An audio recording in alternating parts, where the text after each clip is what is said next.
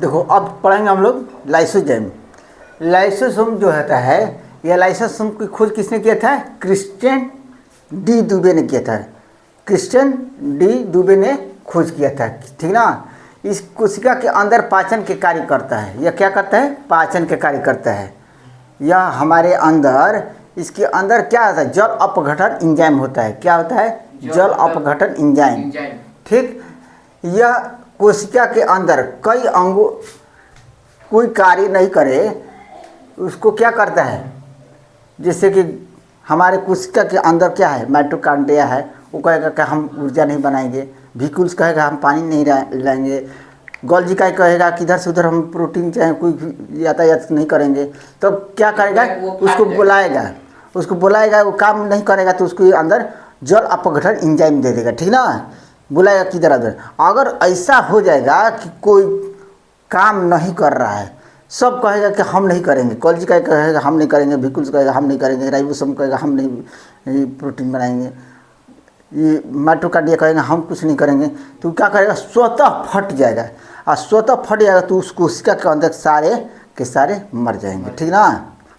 तो वो सिर्फ अपने ही कोशिका के अंदर, ठीक ना। तो यह क्या कौन करता है? लाइसोसोम करता है, ठीक। यह उस अंग के नष्ट कर देता है। और जब पूरी कोशिका कार्य नहीं करती है तो वह क्या है? यह फट जाता है। इसी पूरी कोशिका को नष्ट हो जाता है, ऐसे नष्ट हो जाता है। तो इसी को कहते हैं क्या? क्या कहेंगे? जो अपने आप को नष्ट कर देता है सुसाइड बैंक कहते हैं, ठीक ना। सुसाइड बैंक, ठीक। आत्महत्या की थैली कहते हैं किसे? लाइसोसोम, ठीक। अब देखते हैं गोल्जी काय। गोल्जी काय जो है, कहने का मतलब हम बोलते बोलते थक गए तो हमको जीभ की आवश्यकता है, एनर्जी की। कोई दौड़ रहा है धावक तो उसको क्या है? पैर में ऊर्जा की जरूरत है। कोई लिख रहा है उसको मतलब लिखने की थी। अब मान के चलो कि आप बोलते बोलते हम थक गए तो जीभ मतलब क्या करेगा? ऐसे मतलब बोलते बोलते थक जाएगा तो आवाज़ ही नहीं निकलेगा पूरा। तो इसको परिवहन कर करके मतलब एक तरह से ट्रांसपोर्ट करता है, ठीक ना। ऊर्जा ले करके यहाँ से वहाँ ले जाकर देता है। कौन देता है? कौन देता है? गोल्जी का है। इसकी खोज कौन किए थे? Camillo Golgi. देखो कैमिलो गोल्जी, इसकी खोज 1898 में कैमिलो गोल्जी ने की थी। यह पदार्थों का परिवहन करता है, अर्थात यातायात के सहायक है। इसीलिए इसे क्या कहते हैं? यातायात प्रबंधक कहते हैं, ठीक।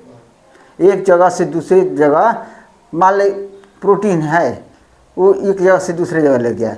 वासा है मतलब जल है, उसको एक जगह से उधर मतलब वो ट्रांसपोर्ट करता है इधर से उधर, ठीक ना। इधर इसको प्रोटीन की ज़रूरत है, जहाँ आवश्यकता है उसको दिया। इधर प्रोटीन की आवश्यकता है उधर दिया, हाथ को दिया, पैर को दिया, ऐसे पूरा मतलब कि देते रहता है, ठीक।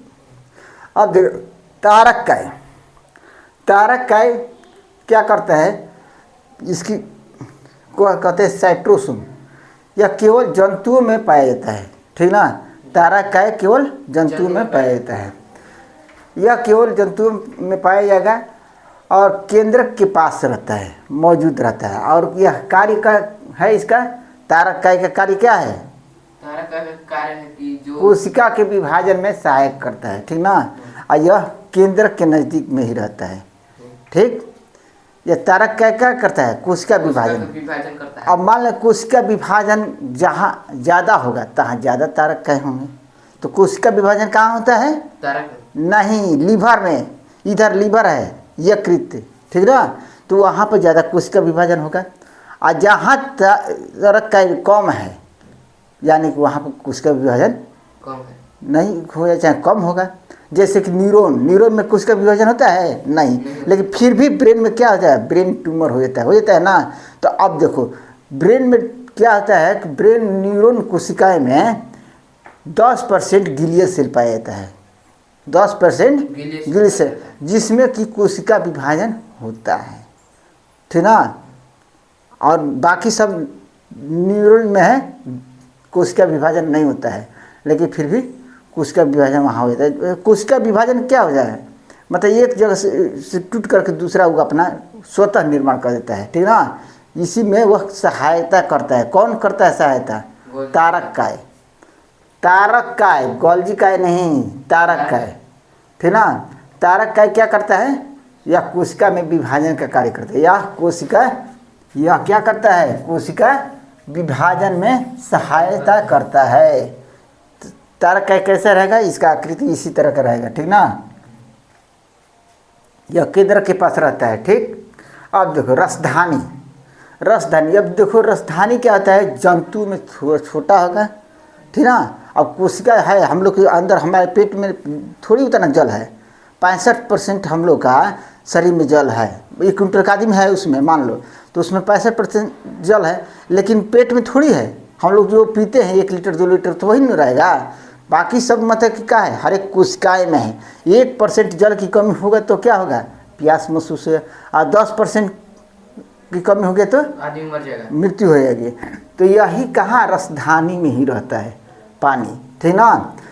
यह निश्चित निर्जीव रचना है। इसमें तरल पदार्थ भरे होते हैं, ठीक। यह क्या है? एक तरह का पॉलिथीन जैसा होता है, तो निर्जीव है और उसमें पानी भरा हुआ है, ठीक। एक तरह का भिकुल्स हो गया, वो पानी रखने वाला, ठीक ना। कोशिका के अंदर वही भिकुल्स होता है। यह एक झिल्ली से घिरी होती है, ठीक। झिल्ली यानी पतली एकदम प्लास्टिक जैसा झिल्ली होता है।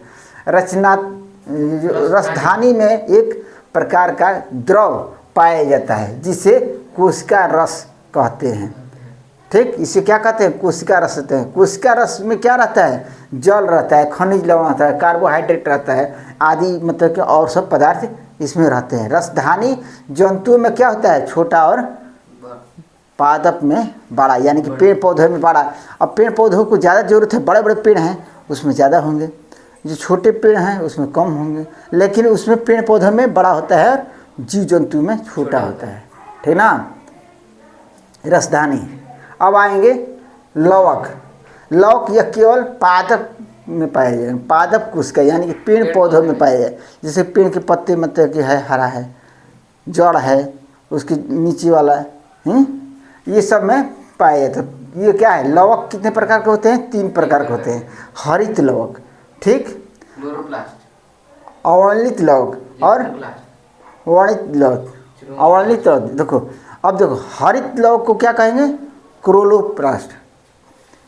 क्या कहेंगे? क्लोरोप्लास्ट। और अवर्णित लवक को क्या कहेंगे? ल्यूकोप्लास्ट। वर्णित लवक को क्या कहेंगे? क्रोमोप्लास्ट। तो प्लास्ट का मतलब क्या होगा? प्लास्ट का मतलब लवक, ठीक ना। अब इसके विषय में हम बताएंगे, इसका मतलब स्क्रीन ले लो और उतार लो इसको।